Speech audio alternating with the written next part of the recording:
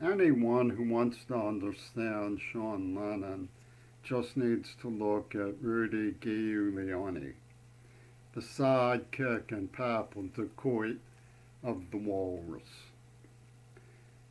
Sean Lennon is a sidekick and papal dacoit of little foreign Dixon. Little foreign Dixon thinks he's going to get away with threatening the United States with a nuclear attack. That is why this tape is called The Disgruntleds. It is about how the Pittsburgh NAACP cooperated with and is involved in a terrorism campaign against the United States of America in hand with the Axis Ivy League. Face it, there's been a whole consciousness in the United States of America throughout the arms race that the presence and magnitude of these nuclear weapons necessitates a control tower of fascism. One of the most likely people to replace the walrus in the sentiments and aspirations and possibly eventually in the highest office of the land is Pennsylvania Senator Rick Santorum. You can't let go of Rick. Rick is one of those people who thinks that in a properly governed civilian command system, we can remain democratic despite the magnitude of our stupid and unnecessary superfluous weapons and the way they have spread through councils of dictators throughout the world. Maybe he's right. Rick seems to both like and detest me. He likes me that I realized that to get myself out of trouble in Pittsburgh, I was going to need to call for help from every quarter and get some help and investigation going. But he doesn't like how much there was to look into, I suspect. Well, let's see if you can get your own rear end out of this one, Mr. Santorum. What we're dealing with is the criminally insane, but in order to understand the function of the criminally insane in American society, you need to look at the back door of the entertainment juggernaut that came in and jammed our frequencies and shut down our public education and for the purposes of entertainment. British prog rock, for example, people like Penis Gabriel who came abstractly obscuring, and Yoko Ono who came drug peddling and prositizing through the Warhol clique, child pornographers, Epstein, the Walrus. His lead player was a woman named Rudy, by the way. Cindy Rudy Dee Sin Ru, get it? Ha ha ha. And they had a Secret Service man in D.C. when Reagan's attorneys had me there to wave to me the night before they shot Brady for Pentagon Disney, and a brochure reading there's no such thing as objective reality, only what the jury believes. And his name was Henri, back from the dead like Lazarus, believe it or Henri. So we know who Lazarus was. It was Adolf Hitler. He was still alive. And one of his favorite actors was Peter Sellers. One of the things we have at the Clubhouse movement with Foreign Dixon is a woman who never smiles, because UW acolytes of dialecticism and cultural competence, who's like would Adolf Hitler would admire the way he admired Clouseau. That Cornel West understands the king never smiles in Thailand. And we're going to prove is that the white is laughing at us. Because the Scottish guy laughed at Ann Mitchell for so long, she couldn't take it anymore.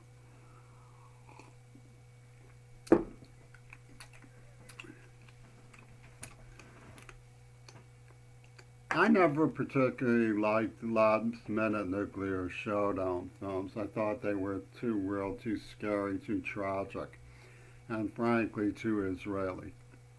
But Despite all the hot wiring that went on with Casper and Pittsburgh garages where they gassed me and Ryback crawling around the attic of his mother's nuclear wardrobe for the Federal Reserve, and all the Federal Bureau of Penises child pornography of the kid who was taking the rap for the Walrus.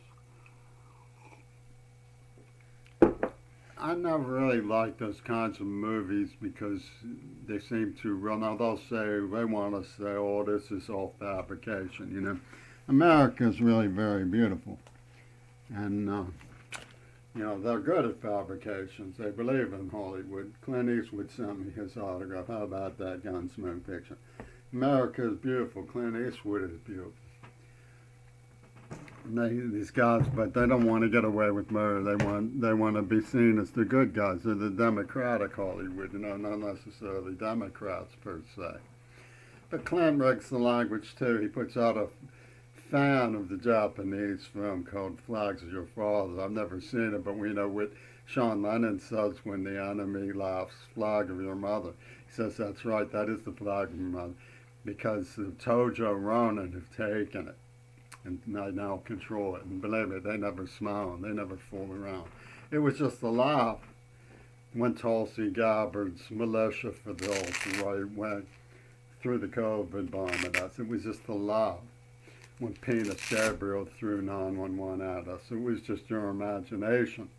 When the USSR was blown up because Pat Buchanan wanted to make a point about the guerrillas and the queer movement being loyal to Reagan, the way the Texas queers are loyal to Yoko Ono and Midori Goto.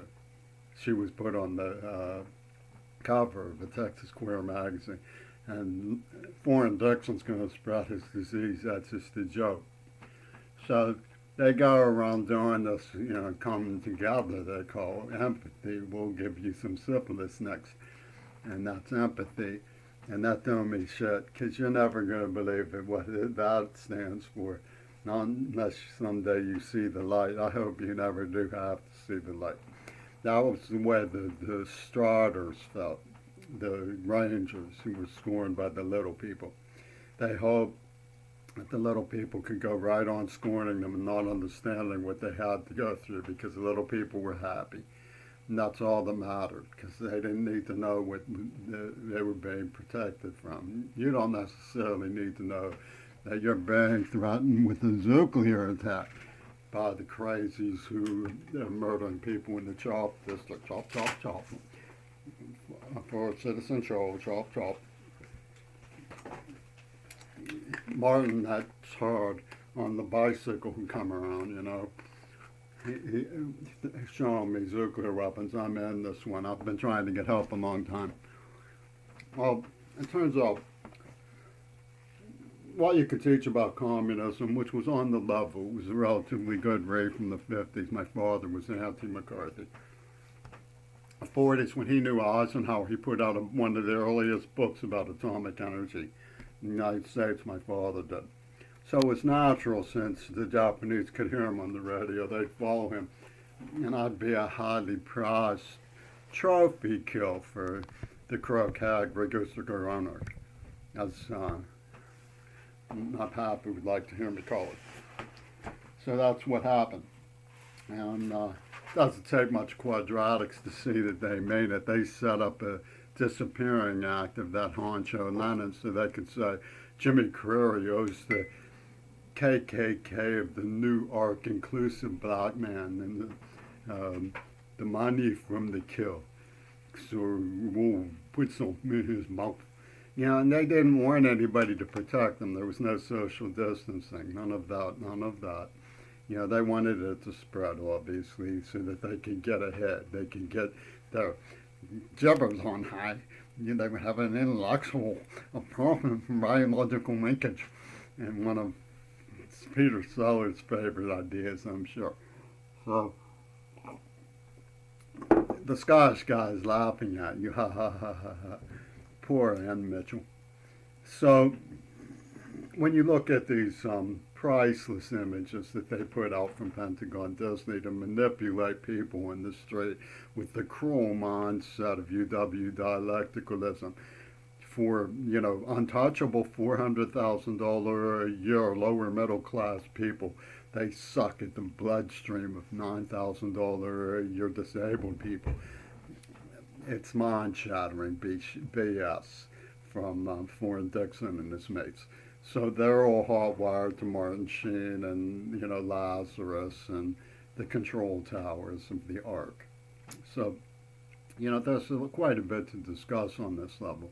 Doctor Strangelove was a movie that I read on the beach. I mean, what happened in Hiroshima affected me. I read about it and commiserated. I was very sad. I wrote to the Emperor at one point.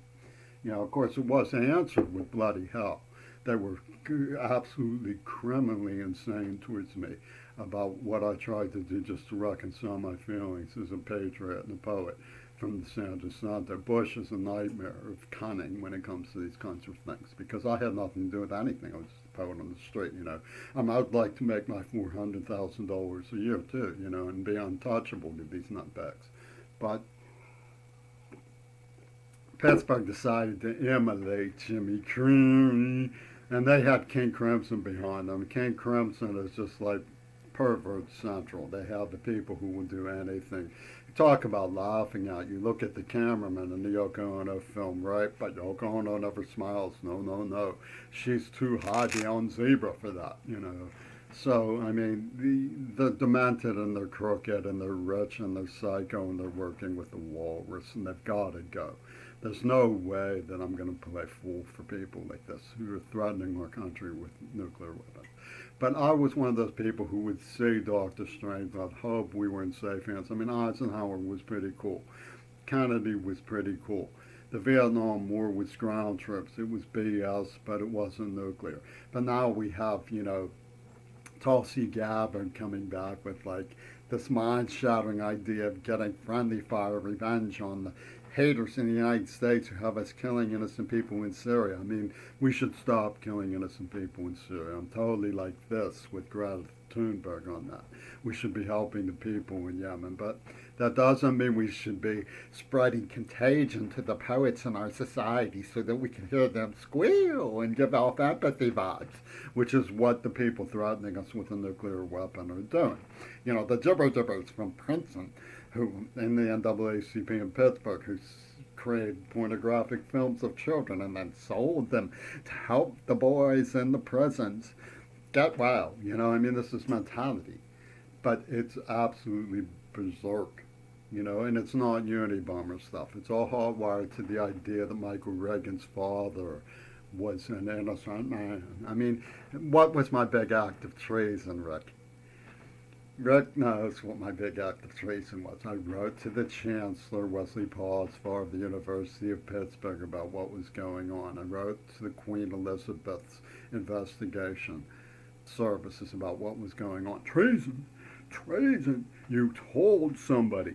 So, okay, what did they want to do? They wanted to make pornographic movies for the Israelis. Abdul the terrorist got on KDKA radio out of Mazenstat. And John Schulman started stealing books from the Carnegie from Penis Gabriel. They stole a book for Gail Burson from Jimmy Carrere, and they put on a show. Okay, and what were they after? What were they after? They were after Michael Reagan's favorite scene. Get to it some more. The perverts from Warhol, Pina Sinfield, wanted to hear about little Jimmy being bukkake by the Neva Corporation in his sleep at the age of 9 for Yoko Ono's revenge. That's what they wanted. And that's what they're going to get, because that's what they want, and they're not going to stop. They will use any power of witchcraft, of hate, of bacteriological contagion. They will stick it in their mouth. If they don't get Michael Reagan's favorite scene somewhere, that's what's going on. And they will blow up the world. They will, who's behind this stuff? Oliver Stone, for one. He was the Wizard of Oz in Platoon at the end. He had a look-alike of Oliver North. The Olivers, did that little mushroom cloud puff, and Oliver Stone comes in. He flies off to Putin for the performance of the walrus, and the walrus arrives, and we get a bomb scare from his lovey-dovey in North Korea. We get we get Sherman Alexei, the engine, and he's gonna come and he's gonna get the white man somewhere because they have a disgruntled vibe, and their disgruntled vibe means it has to be reconciled for anarchic harmony. And who's behind the anarchic harmony here in Washington with Jay Inslee? Robert Anton Wilson, who appeared in the bisected image of JFK, the #1 humanist magazine on January 1964. So they they chop those Kennedys for the chop district, and that's where it's going on. Hallelujah for Seattle, right? Hallelujah for Seattle, because they, like Oliver Stone, and they're the kind of queers who like to have fun spreading disease and killing people and hurting innocent people, and then saying they were the victims. And they were the victims at first, but at first they also behaved like the victims. They were the people who you would respect. They were the people who were making questions about so-called uh, conduct unbecoming. But if you look at the name Randy Schultz, it's an oblique slash through shits, like I said, those shits deserved it. And that's the publication house that's behind it. They're playing oblique little symbols with this stuff. And the gays now, because they're gays, because they've had AIDS, because they've seen everything, they have Attila the Huns who say, we demand, like Larry Flint is one of these people, we demand the status of authority in the matter. We want to help do it. Well, to do what? Threaten the United States with a nuclear bomb. Allow the people who started AIDS and COVID get away with it. Go along with Yoko Ono's tyrannical hold on the subculture of the United States. Murder innocent people. Chop up the Kennedys. They chopped the woman in half in Massachusetts with Sony radar.